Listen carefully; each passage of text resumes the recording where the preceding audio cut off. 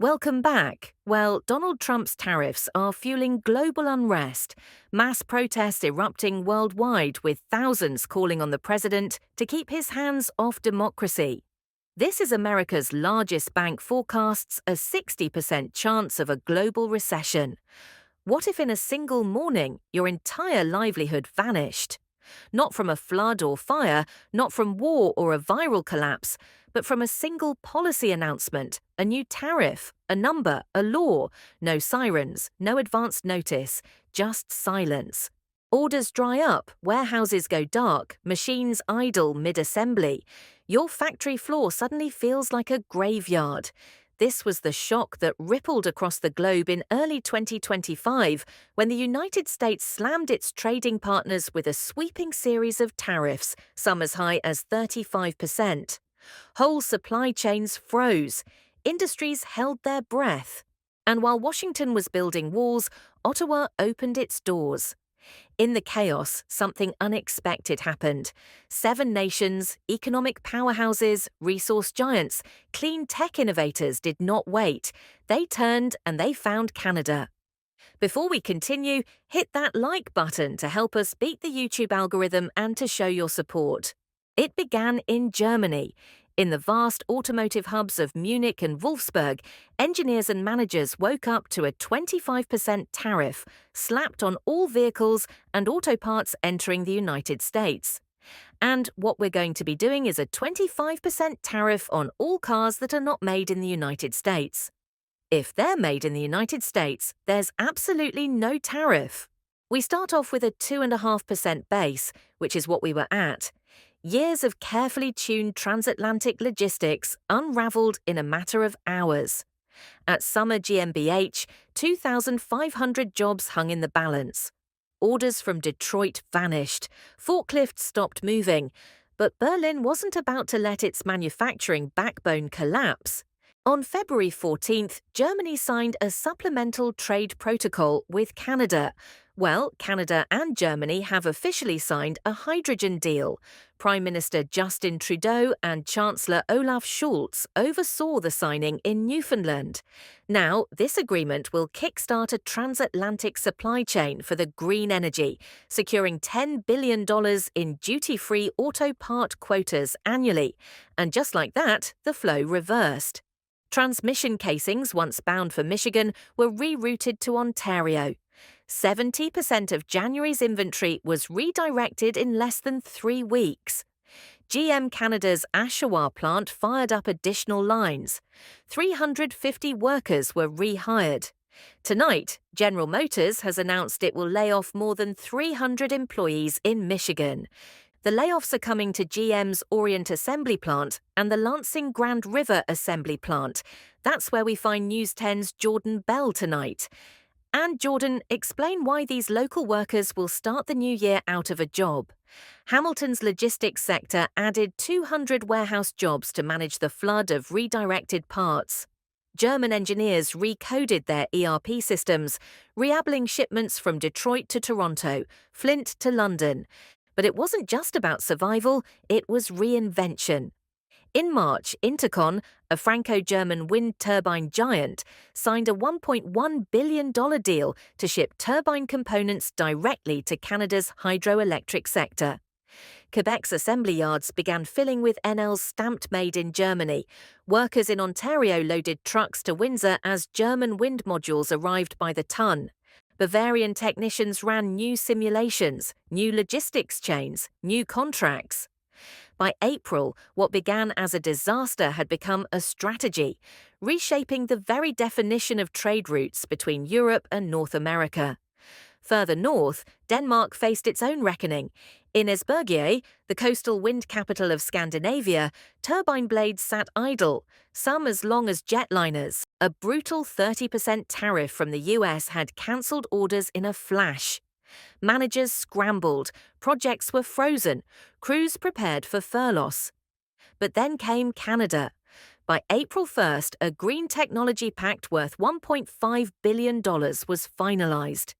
Denmark rerouted its entire renewable energy export network to Canada. Turbine blades bound for Arizona were redirected to Nova Scotia. Solar modules meant for Florida went instead to Saskatchewan. That same week, 150 Danish engineers boarded flights to Halifax and Regina. In industrial parks across Nova Scotia, 200 local workers were trained to install and maintain imported turbine equipment. In Saskatchewan, logistics centres doubled shifts to keep up. Thousands of miles away in South Korea, the silence inside battery gigafactories was deafening. A 20% US tariff had severed their ties to California. Pallets of lithium-ion modules stood still. Managers stared at spreadsheets packed with red ink. But Seoul didn't pause, it redirected. On March 20th, LG Cayman Samsung SDI inked a $1.7 billion deal with Northvolt Canada. 500,000 battery modules were assigned new destinations: Windsor, London, Hamilton. Packing crews worked double shifts. Labels that once read Los Angeles now read Ontario. By mid-May, 2 Canadian facilities each added 350 technicians trained in the precision assembly of Korean battery packs. In South Korea, 3,000 jobs were protected. Ulsan kept its lights on, and the global electric vehicle race, once reliant on US integration, was now plugging directly into Canada's growing EV supply chain. In Lyon, France, the mood was tense. At a facility producing hydrogen electrolyers, machines capable of converting water into clean energy, orders had dried up. A 30% US tariff had brought production to a halt. Hundreds of millions in deals were gone overnight. But France moved quickly. By April 3rd, it had signed a $1.2 billion hydrogen infrastructure pact with Canada. $800 million in electrolyers were set to flow into Quebec and Ontario. At the same time, a turbine manufacturer in the Paris region committed $400 million worth of wind systems to a Nova Scotia coastal project. In the weeks that followed, 250 French engineers flew to Montreal and Toronto. Factory acceptance tests were held in collaboration with Canadian energy firms. Meanwhile, 180 Canadian workers enrolled in fast-track training at the Université de Montréal, mastering French energy assembly protocols. The partnership preserved 1,000 French jobs. It created 850 in Canada, but in Lyon, some welding stations did go dark. One supplier laid off 150 staff after shifting contracts to Canada. A new order had emerged, rewarding agility, punishing inflexibility. Half a world away in Australia's Pilbara, iron ore trains screamed through red deserts toward the coast only to hit a wall. A sudden 30% US tariff on raw minerals stunned the export sector. Shipments stalled, mines went quiet. But Australia was already drafting its exit plan. By April 20th, the Northern Stars Initiative was signed. A $3.5 billion minerals pact with Canada. Trains that once dumped ore into ships bound for California now pointed toward Vancouver and Thunder Bay. Canadian ports added 400 workers. Ontario steel mills upgraded blast furnaces to process higher-grade Australian ore, boosting output by 18% by mid-May. Australia's lithium sector followed fast. A joint venture with a Canadian electric bus maker routed battery-grade lithium carbonate to Welland, Ontario. 2,100 Australian mining jobs were saved.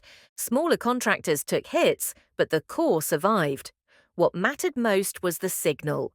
Even base commodities could be rerouted, repackaged, and reforged in new partnerships. In Mexico, the tariff came like an earthquake. A crushing 35% hike on auto components severed access to American assembly lines. Plants in Ciudad Juarez, Baja, Monterrey braced for collapse. In weeks, Mexico and Canada announced the Triple North Corridor Alliance, $8.2 billion in parts. Suspension systems, ECUs, wiring harnesses were rerouted. Ontario's auto centres exploded with activity. BMPton's logistics hubs expanded. Windsor's factories ran night shifts. Mexican suppliers avoided collapse by pivoting north. Packing centers in Baja California kept workers on payroll by routing volume to Canada. By May, bilateral investment between Mexico and Canada exceeded $20 billion. The attempt to isolate Mexico had in practice deepened its trade ties with Canada, and it proved a powerful lesson. Weaponized tariffs do not break partnerships, they redirect them.